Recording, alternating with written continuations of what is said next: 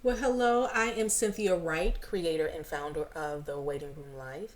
And today I want to talk about whether or not you have the right mindset to even have a successful marriage, right? And so, a lot of what we do on this channel is marriage readiness. I mean, that's just one of many things, but marriage readiness. And the one thing that I want, as we're kind of stepping through the information today, I really want you to evaluate which type of mindset that you have. And not only that, if you're currently in a relationship with someone, kind of see if you can pinpoint what type of mindset they have, because the two mindsets that we're going to talk about today can literally be the deciding factor as to how long you will be married and or the quality of the marriage that you can potentially have. And so the two mindsets that I want to talk about today is a renter's mindset and a buyer's mindset. Those are two very different things, and depending on which mindset you have can literally be a deal breaker, right? And so when you have a renter's mentality, when you step into the arena to be married, um, that mindset really comes with no permanency, right? You don't have long term goals necessarily. You're very transient, and well, that mindset is very transient. And what I mean by that is, come and go. Like when you are renting, you cannot really do anything permanent to the space that you're renting, right? And let's just think about it in terms of like an apartment or something like that. And so anything that you do to that space, it's something that you can take down. You're not wanting to damage walls. It's not like you can remodel the bathroom. You can't put in new flooring. And not only can you not do those things, you're not even motivated, to do those things. Because you might be thinking, this ain't my place, so you're not even willing to make that type of investment, even if the investment improves the space. When you have that renter's mindset, there's no willingness for that, for even that level of investment. And so when you look at that in terms of relationships, right, that's one of the reasons I think it is poor judgment. And listen, I've done it. I was guilty of it, but I think it's poor judgment to get into a relationship with a man and not have any direction or any foresight of where the relationship is going, because you look up and you wind up giving your years and your time and your talents and your gifts to somebody who did not have a buyer's mindset but really had a renter's mindset. And so they weren't willing to make the necessary investments, whether it's a commitment, whether it is the things that they needed to do to better that relationship, the things that needed to be done to take that relationship in the direction of the aisle, going down, to I do. And so when you have, or you're in relationship with somebody who has that renter's mindset, it's going nowhere. And it is literally, it'll be a total waste of your time, right? And or you will be wasting somebody's time. And so the other mindset is a buyer's mindset. And when you have that buyer's mindset, it's like polar opposite of the renter's mindset. You are all about the commitment. You are all about the long term, right? You are all about making the necessary investments in the relationship and in that in that person for the long haul. Because and one of the things that really is the telltale is it's almost like when the storms begin to blow, right? And so even like, let's just say I think about, we're homeowners, right? We're buying our home. So there's certain modifications, that we've made to our home. When things, start going wrong in the house, and it needed repairs, it wasn't like we're getting ready to jump ship. No, we are looking for the right person, the tools, the resources, or whatever needed to be, or whatever is needed to fix whatever is broken. And when you have that type of mentality, that's the same way that you think when the winds begin to blow on a relationship. And I was really even thinking about how, literally, true story. So for those of you who are new to the channel, you may not have heard it, but for those of you who are not new, this is a new story for you. But I was thinking about when my husband and I first got married. It was within the first year, no more than 2 years of our marriage, my husband left me. And, even though, I did all the planning, like the things that I teach on this channel, I was prepared to a certain degree, right? But there's some things that you don't even know that would even be in you until you get married. Because the Bible says that iron sharpens iron. And so there were some things that I did not even know was still dormant in me, because when I was single, I wasn't in a relationship, right? I was waiting on the Lord. I was preparing myself for marriage, and, I was in motion and, different things like that. But I did not have a man in my life to rub up against certain areas or certain sore spots that I had, or certain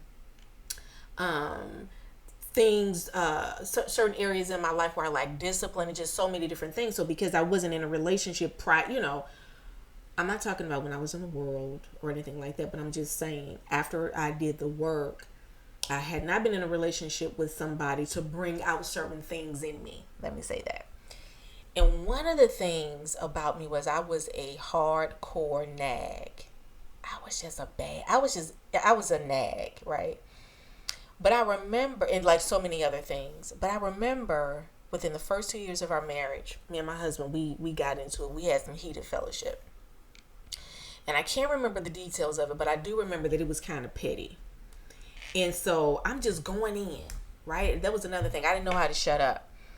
And I had to have the last word. And I'm just going in, and I'm going in, and I'm making my point, and my head is moving. I'm just going in, I'm going in. And my husband, he said, "That's it. I'm done. This is over. I'm out of here." And he literally turned on his heels and he walked out of the door. And I remember, like before that moment, it was like I was on a 10, just like in just being heated, and I'm going in, I was on a 10. But when that man turned his back to me and walked out of that door and slammed the door so hard that it was almost like the house shook, it was like instantly I was deflated, right? And I realized, I was like, wait, I went too far. And so to make a long story short, though, he and I, we kind of came together. We kind of talked about some things, and we were willing to keep that relationship moving forward. But this is the thing that's important to know, that for my husband, that was a reflex, because he lived so many years single. I lived so many years single. Not only did he live so many years single before he was born again, before he was saved, but he had, multiple relationships, because yes, he was married. I'm his second wife. So he was married before, he was previously married. And when that marriage fell apart, he was in and out of relationships with other women, right? In and out of relationships. And so that was a reflex for him. So like when somebody said something to him that would not only wound him deeply, but if he felt like he wasn't heard or whatever, it was almost like he had like very little tolerance for imperfections, or very little tolerance for a person's shortcoming, and that was like, before we were saved. But again, once we got married, and so you got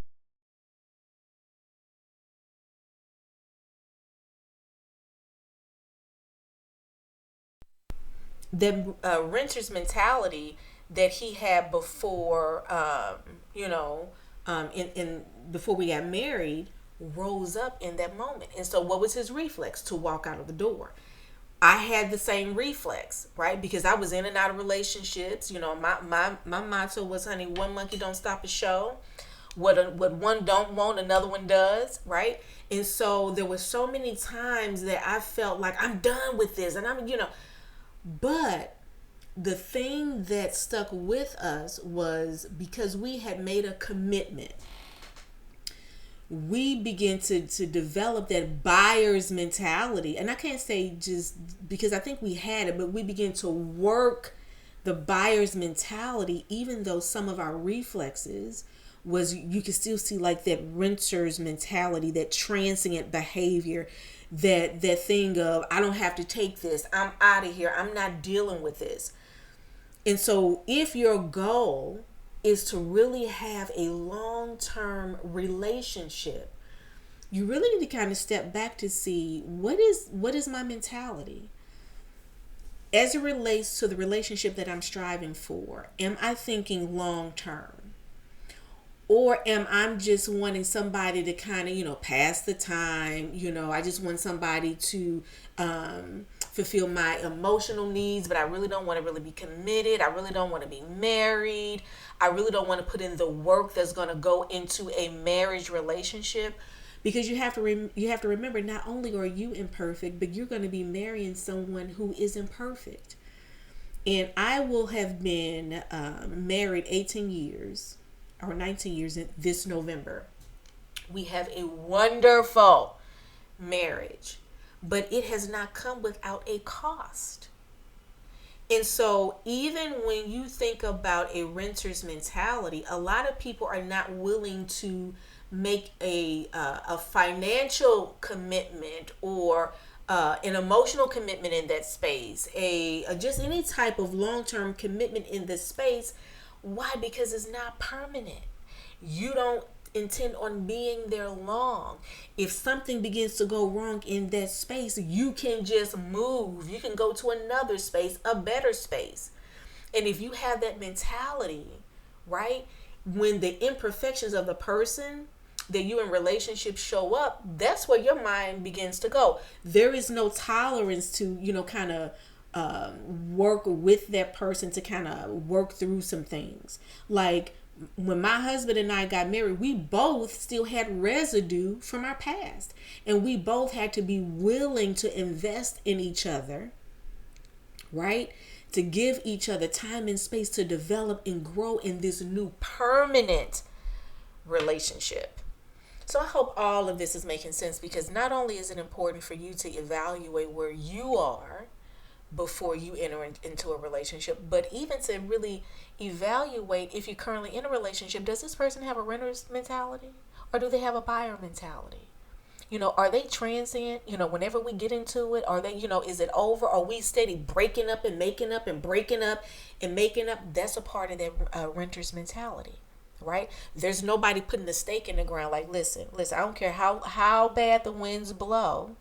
We have made a long-term commitment to this relationship, and we're going to work it out. I even think about like all the money that my husband and I have invested in our home, because we're buying it, all the time that we have invested. So like I said before, when stuff started kind of going south, we weren't looking for no place to go. No, we moving. No, we getting ready to fix it. And so whether you have a renter's mentality or a buyer's mentality, or the person that you're in relationship with or potentially will be in relationship with, that mentality can be the deciding factor on the quality of the marriage that you have and the longevity of the marriage that you'll have. Amen. I hope this was helpful. Let me know in the comments, what do you have currently? Do you have a buyer's mentality or a renter's mentality? Are you in a relationship with someone who has a buyer's mentality or a renter's mentality? And let us know what's the evidences, right, that you see either in yourself or in that person that kind of points to one of those mentalities. All right, ladies, I will see you in the next video.